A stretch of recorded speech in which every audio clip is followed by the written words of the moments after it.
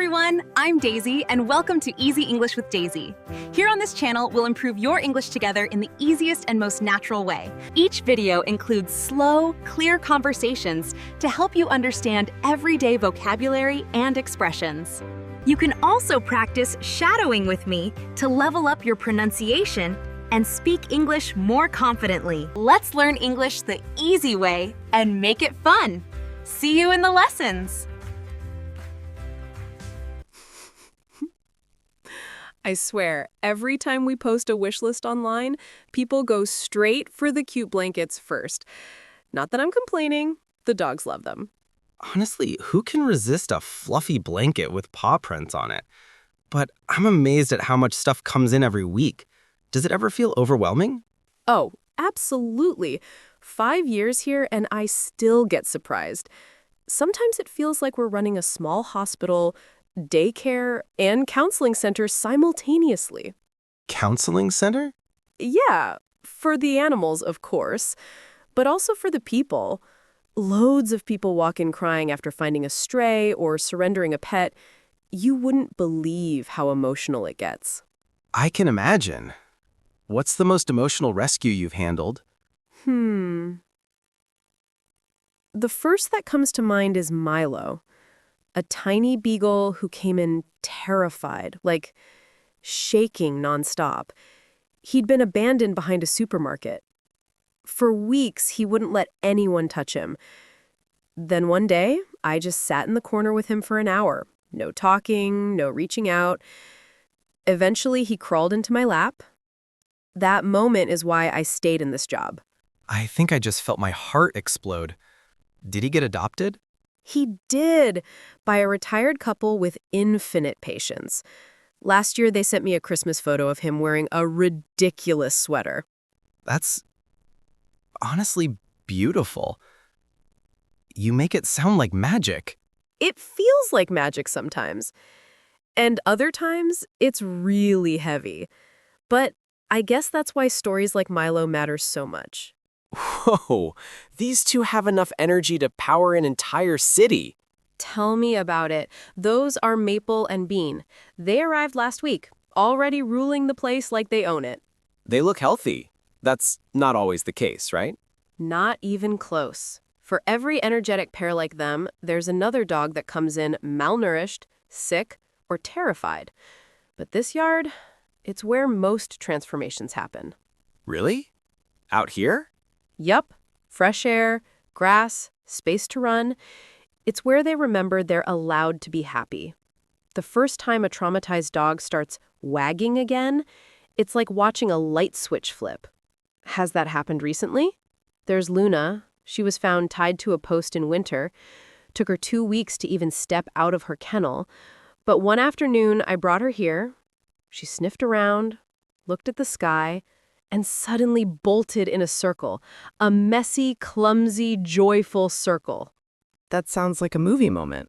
It felt like one. I cried. Not even ashamed. Sometimes you don't realize how much tension you're carrying until it breaks. I get why you love this work now.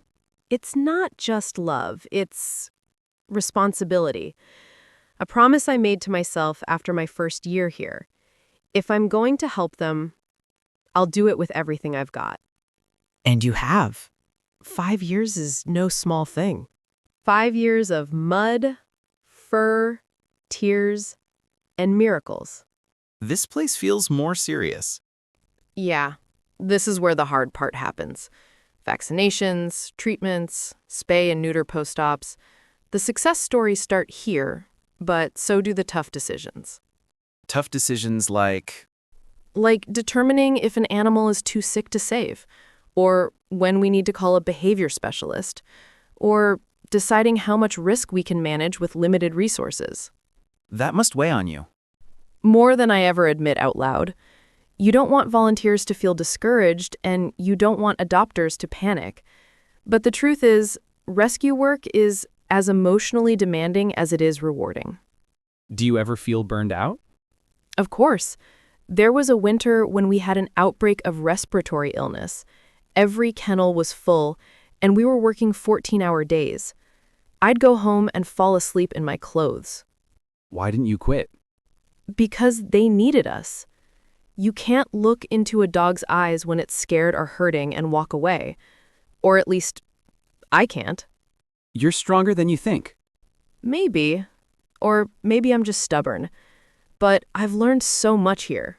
Medical skills, behavioral training, conflict resolution, even grant writing. So you're basically a superhero. Trust me, the real superheroes are the ones who adopt the difficult cases. So, what keeps you going after all the emotional highs and lows? Honestly, little moments. A dog leaning on your leg for comfort, a cat finally purring for the first time, or someone sending a photo months after adoption saying, "Thank you, she changed our lives." Do you ever keep in touch with adopters? All the time. Some text me updates every holiday. Others send videos of the pets learning new tricks. It reminds me that the work doesn't end here, it continues in their homes. Do you ever want to adopt more animals yourself? Oh, absolutely. But I've made a rule for myself. Only one personal pet at a time, otherwise I'll end up with 15. My cat, Pepper, already thinks she owns the apartment. Good rule. For your sanity. And my landlord's. But one day I'd love a place with a yard, maybe foster long-term cases. You're already making a huge impact, but it sounds like you want to go further. Yeah, I've been thinking about opening a small rehabilitation center someday. A place focused on behavior recovery cases, animals who need extra time and patience. That sounds incredible, and you'd be amazing at it. Thanks. It's a big dream, though. Every big dream starts with someone stubborn enough to believe in it. So you're calling me stubborn again? Absolutely.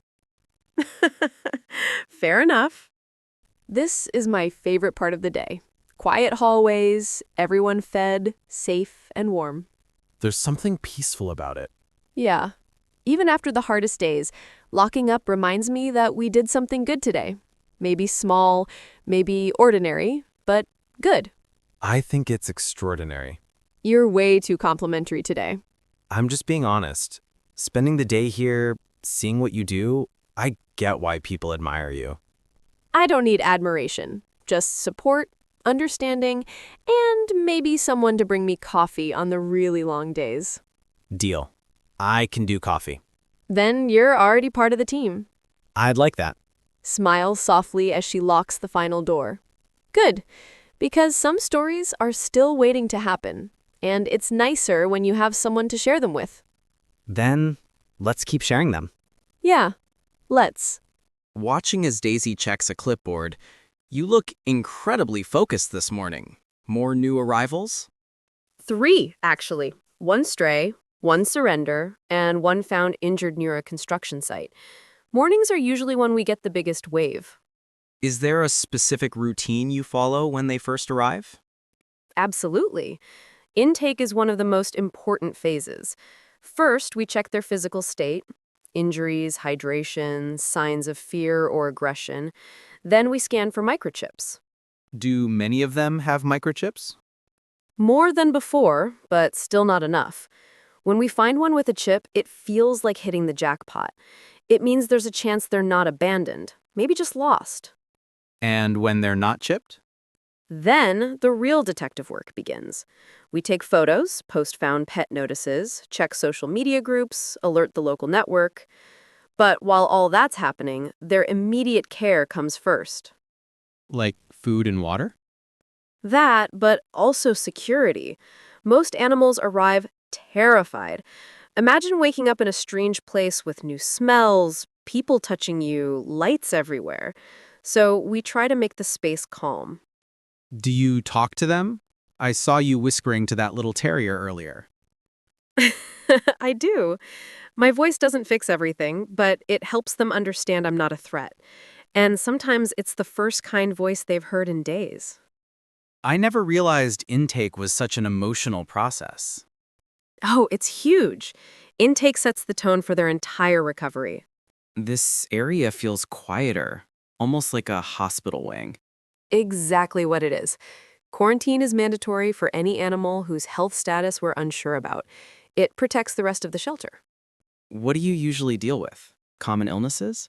Mostly respiratory infections, parasites, skin issues, nothing glamorous. But early treatment prevents big outbreaks. Do the animals handle quarantine well? Some do, some hate it.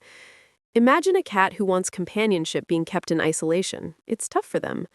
Or a dog who wants to play but has to stay in a small room. We try to make it as gentle as possible. I saw enrichment toys in the rooms. Is that part of it? Yes, mental stimulation keeps them from falling into stress spirals. We rotate toys, scents, even play calming audio. Calming audio? Yep, soft classical music or nature sounds. You'd be surprised how much calmer dogs get when they hear rain or forest noises. I should try that on myself. You should. Works wonders. So, quarantine isn't just about medical care, but emotional care too. Exactly. Physical safety is step one. Emotional recovery begins here. Some animals won't eat for days if they arrive traumatized. Sometimes I sit with them until they take their first bite. That's incredibly patient of you. It's not patience, it's compassion. You can't rush a scared heart. Okay, this looks like chaos. Controlled chaos. Bath time is always wild, especially when they're not used to human touch.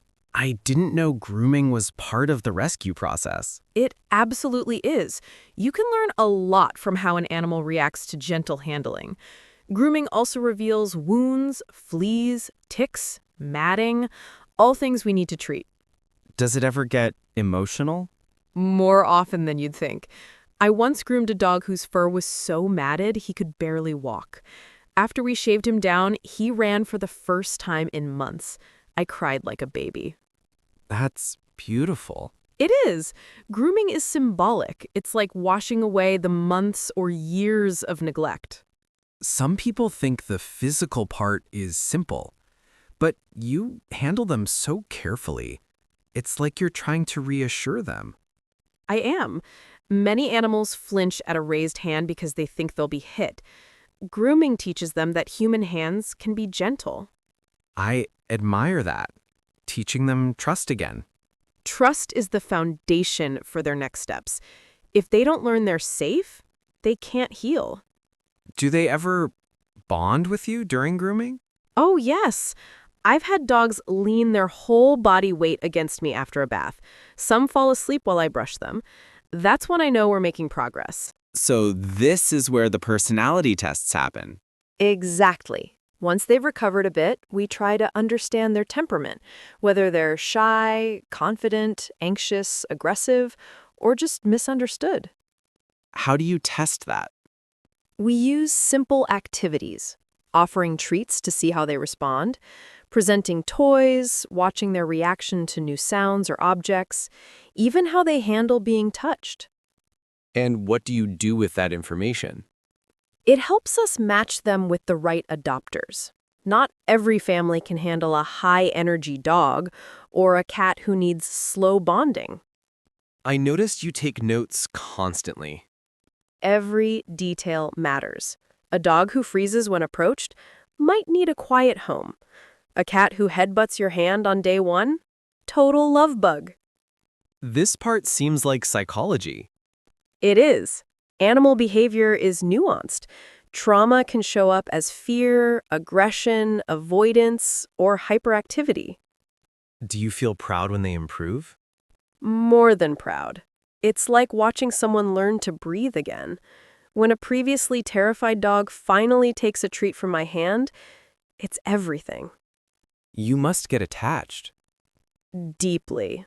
But attachment helps me help them better. And then you let them go? With love. Always with love. It's quiet now. Nights in the recovery room are always like this. Calmer, softer. You stay late often, don't you? When I need to. Some animals need monitoring. Post-surgery pets, severely dehydrated rescues, or the ones with trauma so deep they panic alone. You sit with them the whole time? Sometimes. I talk to them, read files, or just stay nearby. They feel safer when someone is close. It's touching. How much heart you put into this. They deserve it. They didn't choose their situations. They just want to feel safe. Does it get heavy, carrying all this? Yes. Some nights I cry in my car before driving home. But then I come in the next morning and see progress. Wagging tails, bright eyes, healing wounds. And it reminds me why this work matters. It really does matter. And so do you. Thank you. Hearing that helps more than you think. I'm glad to be here. To understand your world better. And I'm glad you want to understand. Most people love animals, but not everyone recognizes what goes into saving them. I see it now. The procedure, the patience, the love. It's all part of the journey. And every animal here has a story waiting for a better ending. Then let's be part of that ending. Yeah, let's. Wow, this looks like the planning room for a Pixar movie. Honestly, sometimes it feels like that, especially when we're planning awareness campaigns. Creativity is half the job. So what's today about? We're brainstorming ideas for our next adoption awareness campaign. The city is hosting a summer fair, and we got invited to set up an educational booth. That sounds big. It is. Events like that can change everything. The last time we joined, our adoption rate went up by 30% for 2 months straight. That's incredible. How do you even decide what to show at these events? Storytelling. Real rescue stories. People connect more deeply when they can put a face or a paw to the message. So you share before and after transformations? Exactly. Videos, photos, interactive displays, even little story cards about each pet. We're trying to show that adopting isn't just charity, it's giving an animal a second chance at life. I like that. Adoption as transformation, not pity. Yes, that's the heart of it. When people feel hope instead of guilt, they're more open to adopting. What about involving kids? Families are a big audience at fairs. Funny you say that. I'm thinking of adding a Meet the Heroes board. You know, turning rescued pets into little comic-style heroes. Kids love that. Honestly, I would love that too. Smiling, then it's definitely happening. Holding a stack of glossy photos, these transformation shots are amazing. You can literally see the hope returning to their eyes. Those are some of my favorites. This one, Shadow, he used to hide in the back of his kennel. Now he lives with a family that takes him hiking every weekend. It's like a real-life fairy tale. That's the idea. If we can show people these stories, maybe more of them will consider adoption instead of buying from breeders. Do breeders get upset at these campaigns? Some do, but we're not anti-breeder. We're pro-rescue. The goal is awareness, not division. Makes sense. Adoption has this stereotype of being risky or difficult. Exactly. People fear behavioral issues, long waiting times, or complicated paperwork. Our job is to break those misconceptions. You should highlight how supportive the shelter is. Training advice, post-adoption check-ins, all that. Oh, we definitely will. I'm preparing a panel titled, "You're Not Alone After Adoption." I want potential adopters to feel like we're with them every step. I think that's powerful. We also add volunteer testimonies. People love hearing from those who work with animals every day. Including you? Well, yes, they usually ask me to speak. Of course they do. You're the heart of this place. Please stop. You'll make me cry and ruin the promotional materials. Wow, you've got a whole team. Yep. Awareness campaigns rely heavily on volunteers. They're the storytellers, the greeters, the educators. You're a natural leader. We're going to focus on 3 things today, she says to the group. 1, compassion. 2, clarity. And 3, connection. Connection?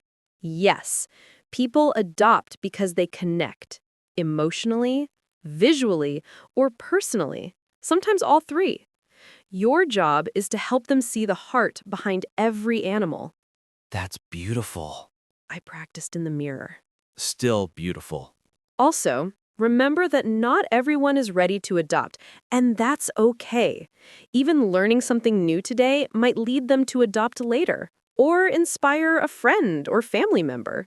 Should we encourage donations too? Only gently.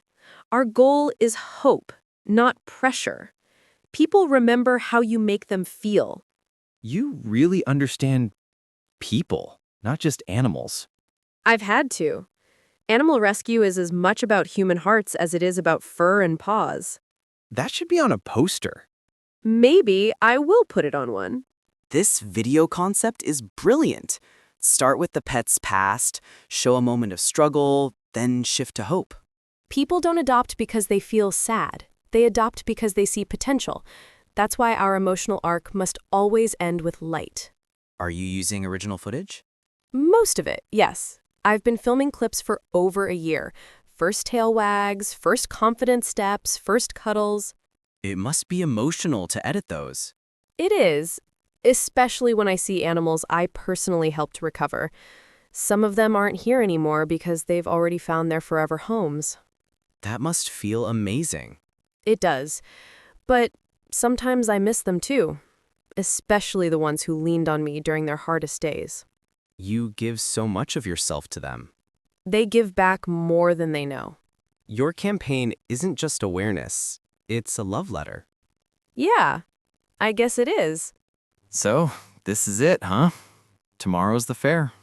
Yep. Months of planning, hundreds of photos, dozens of volunteers, all coming down to one day. You nervous? Excited more than nervous, but maybe a little nervous too. Awareness is powerful, but it's fragile.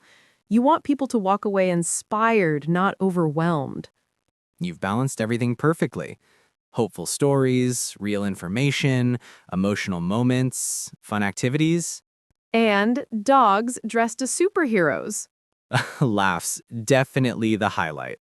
Honestly, if tomorrow even one family decides to adopt because of what they learn, then everything will be worth it. It already is worth it. You made something meaningful. Thank you. Truly. Having you here through this, listening, helping, encouraging, meant more than I expected. I didn't do much. You did exactly what I needed. Sometimes support is invisible, but it's still there. Then I'll keep being here. For the campaigns, the rescues, and for you. I'd like that. Ready for tomorrow? Deep breath, bright smile. Ready. Walking beside Daisy as the sun dips behind the buildings. You look exhausted today. Long shift? Do I look that bad? Not bad, just worn out. Like you've carried the whole world on your shoulders. Honestly, some days feel like that. Today was especially heavy. What happened? We had to take in a whole litter of abandoned puppies. Malnourished, scared, shaking nonstop. And their mother, well, she wasn't with them. That must have been heartbreaking. It was. And when days start like that, the emotional weight follows you everywhere, even after you clock out. Do you ever switch off? No, not really. When I go home, I still think about the ones who are sick or the ones who didn't eat that day. My brain replays every moment. That sounds overwhelming. Sometimes I wish I could separate my job from my personal life, but the line has always been blurry. Saving animals isn't just what I do, it's who I am. And that's something I admire about you. Deeply. Thank you. It helps to hear that, especially on days like this. Looking around Daisy's small, cozy apartment. Wow, it's adorable and very cat-oriented. Daisy laughing as her cat Pepper climbs onto her shoulder. This place is basically Pepper's kingdom. I just pay the rent. I can see that. So is this where you decompress after tough days? I try to, but decompressing is hard. Usually I get home, feed Pepper, shower off the shelter smell, and then sit on the couch staring at nothing for 20 minutes.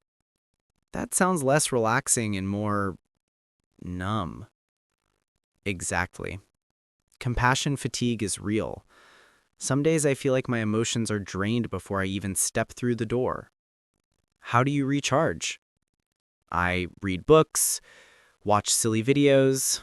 Sometimes I bake. Pepper thinks watching me bake is the most entertaining thing ever. And does it help?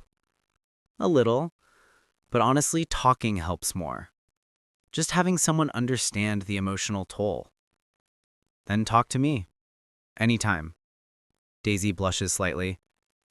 Careful. I might take that seriously. I hope you do. Daisy sits down beside him with a sigh. Some nights I wonder if this job is changing me too much, making me more sensitive, maybe even fragile. I don't think it's making you fragile. I think it's making you human. Maybe you're right. Or maybe I'm just tired.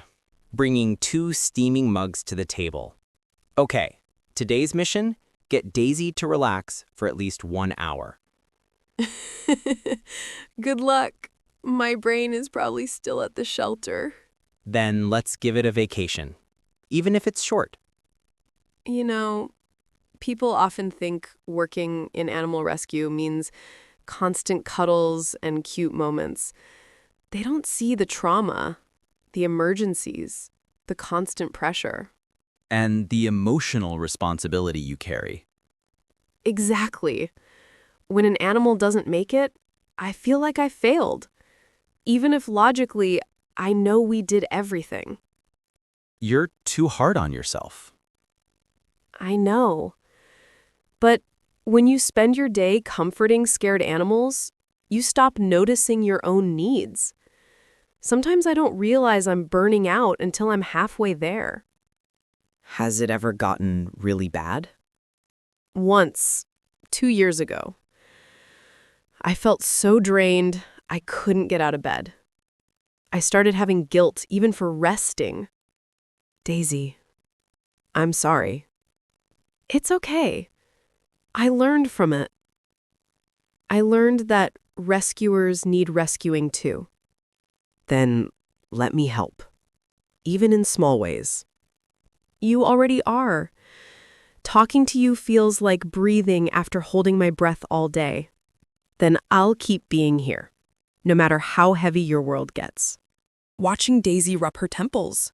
Rough day again? It's not the animals today, it's the people. Someone yelled at us for not having the breed they wanted. Another complained about adoption fees. That must be frustrating. It is. Humans sometimes make this job harder than animals ever do. Does dealing with people drain you more than caring for the animals? Yes. Animals don't judge you. They don't blame you. They don't complain. People can be unpredictable. And yet you stay kind. That's impressive. Kindness is part of the mission, even when it's hard. But it does affect me. Some nights I come home feeling like the world is full of cruelty. But you're also surrounded by kindness. Your volunteers, adopters, supporters. True. And they keep me balanced. But on bad days, my heart feels bruised. Then lean on me. You don't always have to hold everything alone. You make it sound so easy. Not easy, but possible. Talking to you reminds me that my world isn't only filled with sadness or stress. Exactly. And you deserve that reminder. I needed this. Fresh air always reminds me that life exists outside the shelter. You mean you're not secretly living there? Some weeks it feels like I do. Does the job ever make you afraid you're missing out on personal life, relationships, dreams? Pauses. Yes, often. I've skipped holidays, canceled dates, missed family events. Sometimes I worry that rescue work is shaping my entire identity. Is that bad? Not entirely. I love what I do. But I also want a life that isn't defined only by suffering or healing. What kind of life? Thinking. A balanced one. One where I can care for animals, but also care for myself. Where I can come home to someone who understands the weight I carry, but also helps me set it down. Someone like, Looks at him quietly. Someone like you. then I'm here. Not to pull you away from your world, just to walk through it with you. You make things feel lighter. Maybe because your heart has been heavy alone for too long. Maybe. Softly. You don't have to carry everything by yourself anymore. With a warm, hopeful look. I'd like that. More than you know.